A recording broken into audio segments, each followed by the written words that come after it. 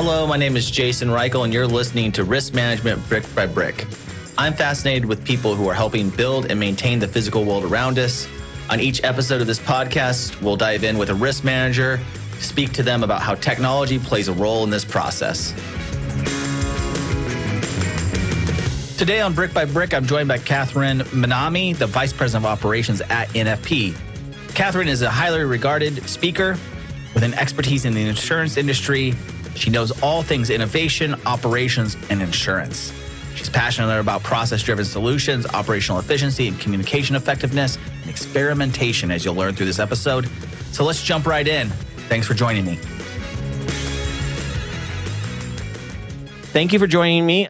First question that I like to get to is, not everyone starts off and says, one day I'll be an innovation at a large insurance company, a brokerage, or any kind of thing to do with what we're doing here, right? So tell me your story. How did you end up where you're at, and how do other people follow suit? Actually, it goes really well with the title of the podcast, Brick by Brick. I like to see how things are built.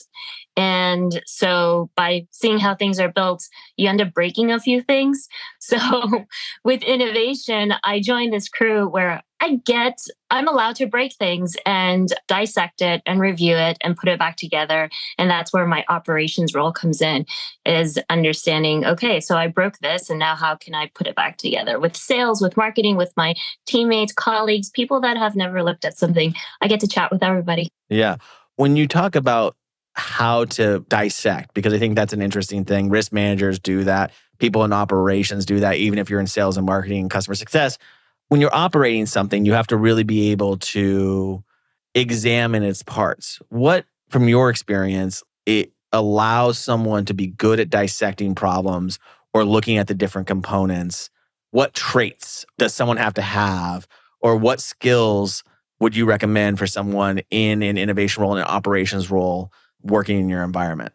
Patience first with yourself and with others. And then the love for patterns. Do we see a pattern between first stage or second stage, or in one camp or in another camp?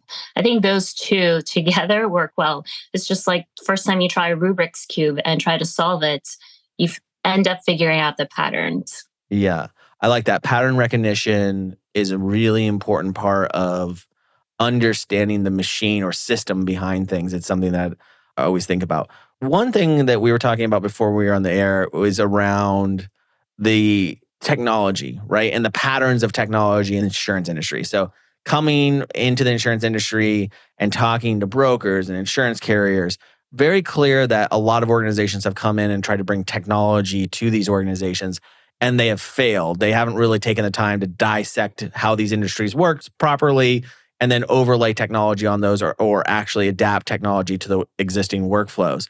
What has been the biggest change in the industry since you've been in that you think is a positive trend? And what's maybe something that you would like to see changed in the industry? Open-mindedness. I think that everyone now recognizes the old, if it ain't broke, don't fix it sort of thing is not working anymore. And just overall, our daily lives, we live in technology.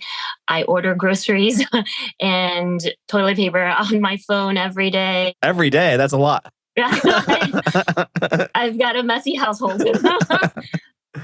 And I think just society is pushing and bringing my colleagues in insurance this understanding that old adage, that has to go out, flush it down the toilet, and look at what else we can do to make our lives easier, make our clients' lives easier, listen to them, and little by little engage and innovate new ways of doing things. The old way doesn't work anymore, so let's figure out a new way. Yeah, even in the idea that like in insurance and B2C, it's moved a little quicker on technology because the consumers are demanding it. But my hypothesis is that the consumers are also the business people too, and they're expecting those interactions to be fluid and work well, even in a B2B environment, even in a commercial insurance environment. Yeah. Also, we have some new entrants in that are not from the old school of insurance. We have tech guys with machine learning, blockchain expertise that are definitely entering this industry. So it's really creating this wave that hasn't crested yet, but it's happening right now. And it's a pretty exciting time to be part of the industry. When you think about innovation at NFP, how much of that is technology focused? Is innovation everything from technology to actually like processes that you guys have used for years? Like, what does innovation cover at NFP? Innovation starts with like ideas. So there's a problem we want to pitch to someone, and you come up, it's a mixture of the way you do something, whether it's sending an email, but if we're innovating it in a different way of like, I want to send something every day. Oh, and by the way, we have technology. Let's leverage that. It's just meshing two things together. And then once you test, it becomes a POC, a proof of concept. It worked there. Let's look at our other teams and leverage that solution and apply it to others. It's very organic the way these things are. And with innovation, that I think that's natural for it to apply the word innovation to such organic way of growing and changing the old way into a new way of doing something. When you're experimenting in that way, because it sounds like you're taking a hypothesis and testing different tactics against that, do you start with baseline KPIs that you're expecting to change? Or do you make the change, examine the change, and then see if you scale that up? Is there a correlation between those? Like, how do you... Like a science project. Yeah.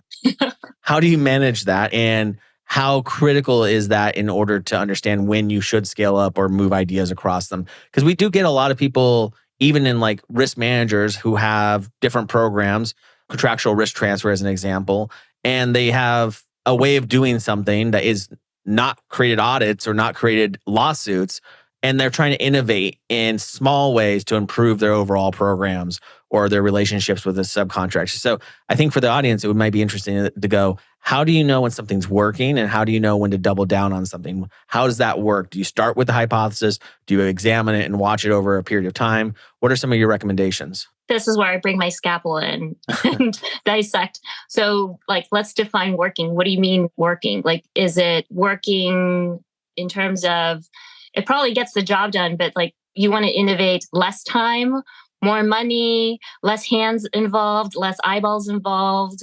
Do you want to get it? Right. So I think if we're talking about contractual risk transfer as an example, let's give a definition of working. I am eventually getting people's COIs in before I pay them, but not all of the time before they start the work on their job, as an example. Mhm. I think that would be a common use case where someone might be like, how do I dissect that? Like, how do I improve that subcontractor management piece or contractor management piece into my process? Because I feel like a lot of people have a hard time innovating within process, right? One of the hard things about operating anything is it still has to be going down the road at the same time as you're taking apart the tires, as an example. So how do you do that without risking too much actually happening? And it sounds like one of your methods is to like go to a small business unit and test sort of isolated away from the larger rollouts, as an example. Yeah, you have to create a lab. Like, let the day-to-day continue. You can't stop the flow. Business has to continue running, but create a lab. And then part of that lab is identifying, okay, who are the stakeholders, who are the participants, and express very explicitly the role of what the participation will be like. What are we trying to dissect? What are we trying to break? And then put it back together again. And when you put it back together again, then there are aha moments. Again, organically, it just happens. People realize, oh, I had this other feature. I had this other thing that we can cut time, or we can get to the end goal a little bit faster. Bring that out into the front stage and get involved, get like a larger unit involved. One of the things that a lot of people in the industry that come on the show are worried about is shortage in talent, shortage attracting people to come into organizations, into all the roles that touch insurance. Have you seen like a way to engage with, say, people in college that are coming in or people from other industries coming into that? Have you seen the same problem? And are you guys doing anything to try to use technology in an interesting way or build processes around individuals and how you actually bring people onto the team? The process is actually tells a really good story, or the operations, which is for out of college new kids to bring in talent, to bring in those fresh minds, is telling them how insurance actually is the keys to understanding what makes a company tick, like a corporation. Through insurance, you'll get to see the many business lines, the negative and the positive. You're mitigating risk, but you're mitigating risk in order to continue to help grow revenue. It's a great opportunity for any young professional to understand how a business can grow from the inside and then create new ideas of how to change something from old to new. Yeah.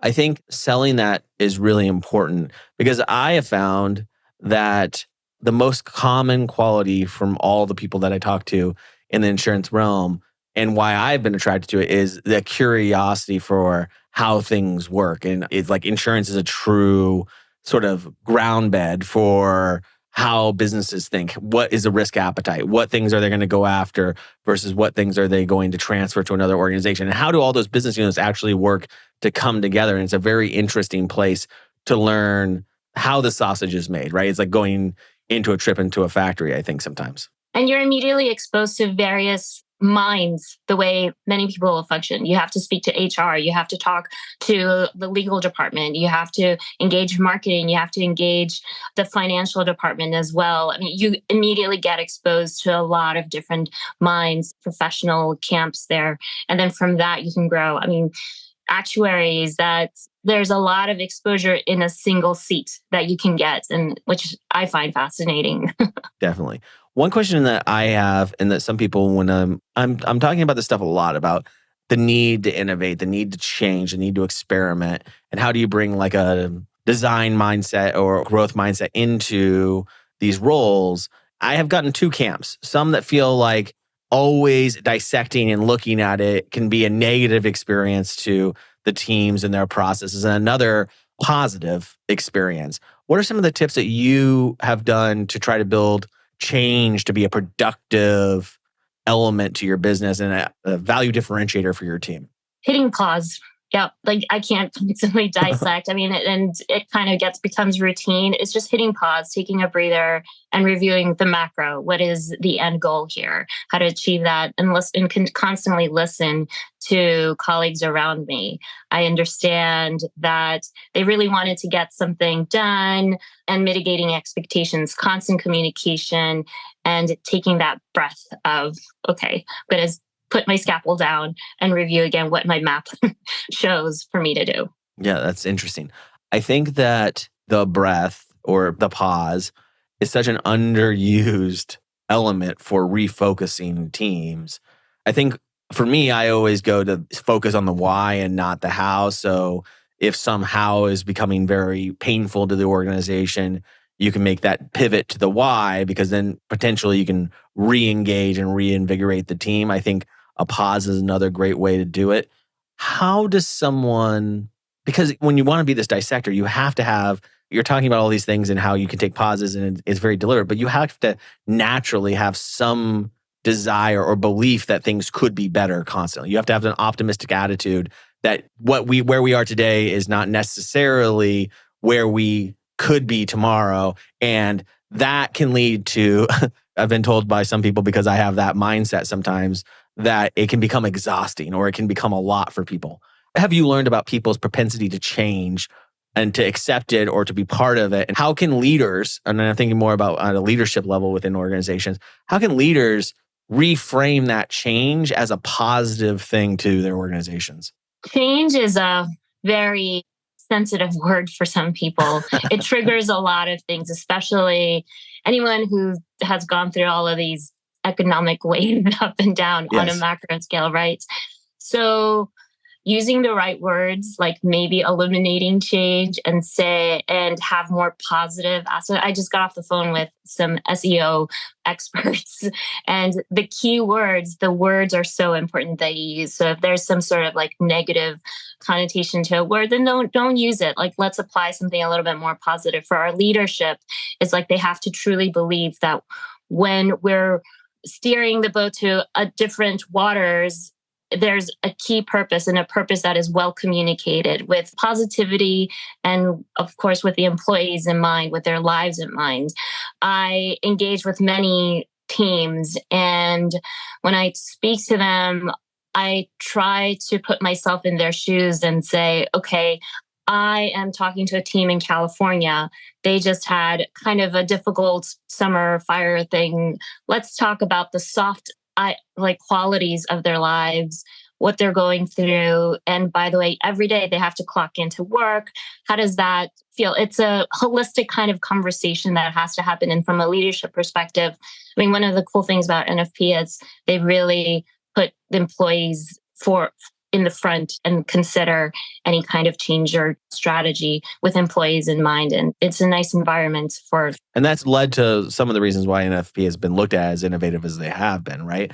Is your ability to turn over every stone, but also maintain a strong work environment and culture within your organization. I think that's one of the things that many people are envious of about NFP from the outside. I think that's a really fascinating answer to words have meaning, right? You're narrowing it down to words have meaning, but also self-awareness being a particularly important skill. And self-awareness in a leadership perspective, that's not how all leaders got to the position that they're in. Some leaders got there through being really good individual contributors or other means. We know how people get to leadership roles. How would you recommend someone starts to work on self-awareness in the workplace? How can you take stock so that you're thinking about how you might be coming off? Because I know one of the hardest parts for leaders is that moment between what is true and what you need to say, and then how you could say it to get the best results that you actually want to achieve. Yeah, sure. I think I'm constantly working on my own self-awareness all the time. Being honest with the things you can do and you can't do. So both sides of the coin, and the things that you can't do, if you can train to better or find complementary partners with the skill set to work as a team. I've found I'm most successful when I find that partner and together we end up executing on whatever goal objective I had, whether it was winning a client or whether it was completing a certain process or some sort of database I was building. That, I think from a leadership perspective, I admire the most is like the honesty of someone in like executive and is completely forward about their learning lessons as well. So I find that very key from a leadership perspective. As we're on the topic of sort of leadership and culture and grooming and individuals in order to achieve the goals that they want, what's a piece of advice that you have that stuck with you or that you give to people coming onto the team that you feel like really helps maybe with the self-awareness or any of the elements that you spoke about today? Because it seems like you really go into things with a method that you try to apply to the work you're doing. What advice would you give to people to be successful? Always ask questions, because if you ask a question, you're already halfway there with an answer. And not just ask questions all around, but ask yourself questions. Is this what you want to do? Is this where you want to go? Why are you in that direction? And then that, by asking questions, is actually an opportunity to innovate. Why are you doing this? What if we did something else? The whole question of what if then opens doors to Pandora's box, but not bad things, but great things of innovating and then breaking things and putting it back together again, finding patterns. Again, I love that because curiosity is a default answer people give. But what you just gave, and I think this talks to your operational background, is what does actually curiosity look like in a framework? How can you look at it and then the what if portion of it to drive the actual curiosity that a lot of people are having, but they don't even know how they got there, right? And then how can you create this environment where you can become curious almost about anything, right? And I think that framework that you just gave is wonderful advice. So thank you very much. I really appreciate you joining me. Anything else that you want to say? I think we live innovation every day. We just don't know it sometimes. Just keep asking what if. Risk Management Brick by Brick is brought to you by TrustLayer. Find out how TrustLayer manages risk so that the people can build the physical world around us. Head over to trustlayer.io. And then make sure to subscribe to Risk Management Brick by Brick on Apple Podcasts, Spotify, or wherever you get your podcasts. On behalf of the TrustLayer team, thank you for listening.